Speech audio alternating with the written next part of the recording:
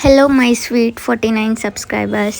Actually ನನಗೆ 35 something subscribers ಇದ್ದರು and now I have reached 49. Thank you so much for them. If you are new here and watching my video, kindly subscribe to my channel, but only if you genuinely enjoy my content ಅಷ್ಟೇ.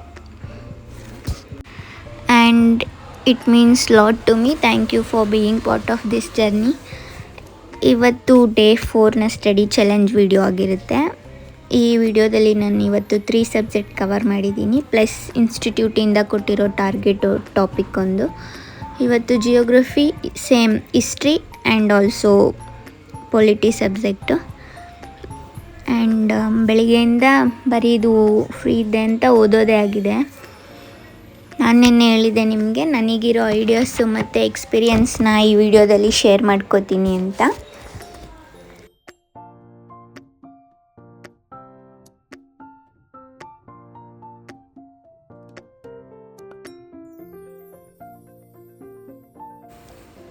Competitive exams are not something you can clear just by reading casually.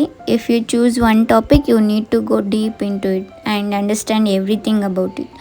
ಒಂದು topic ತೊಗೊಂಡ್ರೆ ಡೆಪ್ತಾಗಿ ಹೋಗ್ತಾ ಇರಬೇಕು. ಈಗ question paper ಅಷ್ಟೇ ತುಂಬ ಡೆಪ್ತಾಗಿ ತೆಗಿತಿದ್ದಾನೆ.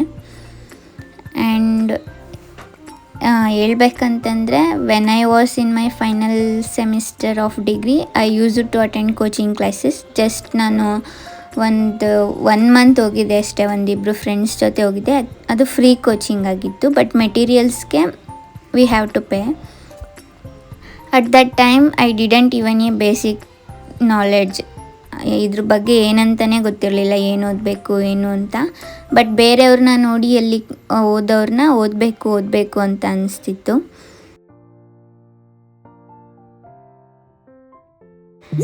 ಹೇಗೆ ಅಂತಂದರೆ ಏನೂ ಗೊತ್ತಾಗ್ತಿರ್ಲಿಲ್ಲ, like what to study or how to prepare and ಹೆಂಗೆ ಓದಬೇಕು, ಏನೇನು ಓದಬೇಕು, ಏನು ವಿತೌಟ್ ನಾಲೆಡ್ಜ್ ನಾನು ಜಾಯ್ನ್ ಆಗಿದ್ದು. ಆ್ಯಕ್ಚುಲಿ ನನ್ನ ಪ್ಲ್ಯಾನಿಂಗೇ ಬೇರೆ ಇತ್ತು.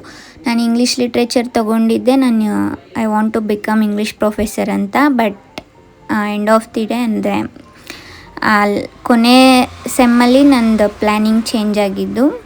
ಅದೇ ಬೇರೆಯವ್ರನ್ನ ನೋಡಿ ಇನ್ಸ್ಪೈರ್ ಆಗಿದ್ದು ಮತ್ತು ಬೇರೆಯವ್ರನ್ನ ಕೇಳ್ತಿದ್ದಿದ್ದು. ಮತ್ತು ನನಗೆ ಒಬ್ಬರನ್ನ ಸ್ಪೆಷಲಿ ಮೆನ್ಷನ್ ಮಾಡಬೇಕು ಅಂದರೆ ನಮ್ಮ ಫ್ಯಾಮಿಲಿಲಿ ಒಂದು ಅಣ್ಣ ಇದ್ದಾರೆ, ಅವರೇ ನನಗೆ ಮೋಟಿವೇಶನ್ ಮಾಡಿದ್ದು, ಓದು ಓದು ಓದು ಹಾಗೆ ಆಗುತ್ತೆ ಅಂತ.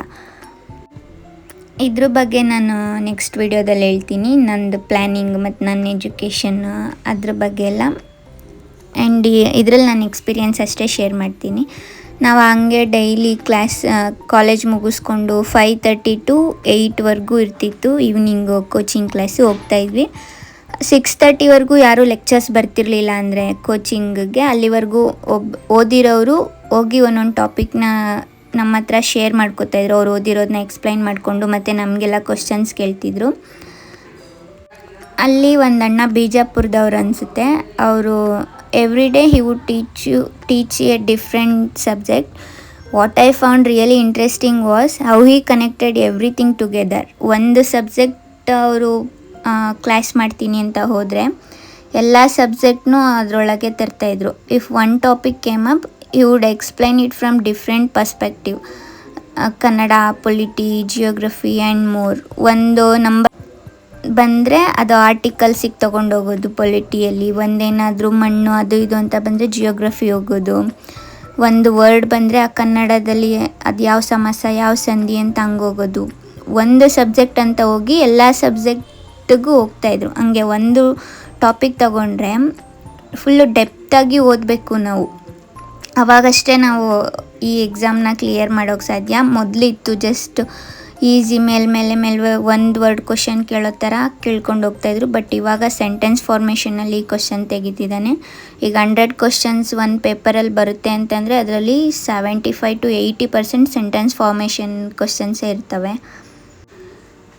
That's when I understood that when we study a topic, we need to understand it completely and in depth. Only then can we prepare properly for any competitive exams. These days exams are not easy. No matter how much we study, it still feels less. The questions are becoming deeper and more analytical. So if we really want to pass, we need to put genuine effort. Just saying I'm studying and reading casually won't help. Even if we put in 6 months of effort, it should be effective efforts. That's what matters. ನೀವು daily 1 hour ಓದಿದ್ರೂ efforts ಹಾಕಿನೇ ಓದಬೇಕು. And ನಾನು ಈವ್ನಿಂಗ್ವರೆಗೂ ಓದಿದೆ, ಅಂದರೆ ಮಧ್ಯ rest ತಗೊಂಡೆ ಓದಿದ್ದು. Evening ಮತ್ತೆ ಸ್ಟಡಿ ಸ್ಟಾರ್ಟ್ ಮಾಡಿದಾಗ ಹಾಲು ಕರಿಬೇಕಿತ್ತು, ಸೊ ಅಲ್ಲಿ ಹೋದೆ. ಈಗ ವಿಡಿಯೋ ಎಲ್ಲ ಎಡಿಟ್ ಮಾಡಿ ಹಾಕೋಷ್ಟೊತ್ತಿಗೆ ಆಲ್ಮೋಸ್ಟ್ 8 to 8:30 ಆಗುತ್ತೆ. ನೈಟ್ ಊಟ ಎಲ್ಲ ಮುಗಿಸಿ 1-2 hours ಓದ್ತೀನಿ. ನಾನು ಹಾಲು ಕರಿಯೋದು ಡೈಲಿ ಏನು ಕರಿಯಲ್ಲ. ಅಮ್ಮ ಇಲ್ಲ ಅಂದರೆ ಅಥವಾ ಅಪ್ಪ ಇಲ್ಲ ಅಂದರೆ ಅವ್ರು ಹೊರಗೆ ಹೋಗಿದ್ರೆ ಅಷ್ಟೇ. ಇಲ್ಲಾಂದರೆ ನಮ್ಮ ಕೆಲಸ ಏನಿರುತ್ತೋ ಅದನ್ನು ಮಾಡ್ಕೋತೀವಿ. ಡೈಲಿ ಏನು ಕರಿಯಲ್ಲ, ಯಾರಾದರೂ ಇಲ್ಲ ಅಂತಂದರೆ ಅಷ್ಟೇ ಕರಿಯೋದು. ನಾನು ಮಾಡಿರೋ ವಿಡಿಯೋನ ಎಕ್ಸ್ಪ್ಲೈನ್ ಮಾಡ್ತಾ ಹೋಗಲ್ಲ, ಬಿಕಾಸ್ ನಿಮಗೂ ಗೊತ್ತಿರುತ್ತೆ ಆ ವಿಡಿಯೋದಲ್ಲಿ ನಾನು ಏನು ಮಾಡ್ತಿರ್ತೀನಿ ಅಂತ. ಅದಕ್ಕೆ ನನಗೇನು ಅನಿಸುತ್ತೋ ನನ್ನದು ಥಾಟ್ಸ್ನ, ನನ್ನ ಎಕ್ಸ್ಪೀರಿಯನ್ಸ್ನ ನಾನು ಎಲ್ಲ ವಿಡಿಯೋದಲ್ಲೂ ಶೇರ್ ಮಾಡ್ತಾ ಹೋಗ್ತೀನಿ. ಬೋರ್ ಆಗಿದ್ದರೆ ಓಕೆ, ಯು ಕ್ಯಾನ್ ಸ್ಕಿಪ್. ಅವ್ರ ಇಂಟ್ರೆಸ್ಟ್ ಇದ್ದರೆ ಕೈಂಡ್ಲಿ ಸಬ್ಸ್ಕ್ರೈಬ್. ಇದಾಗಿತ್ತು ಡೇ 4ನ video. See you in the next video guys. Bye bye. Take care.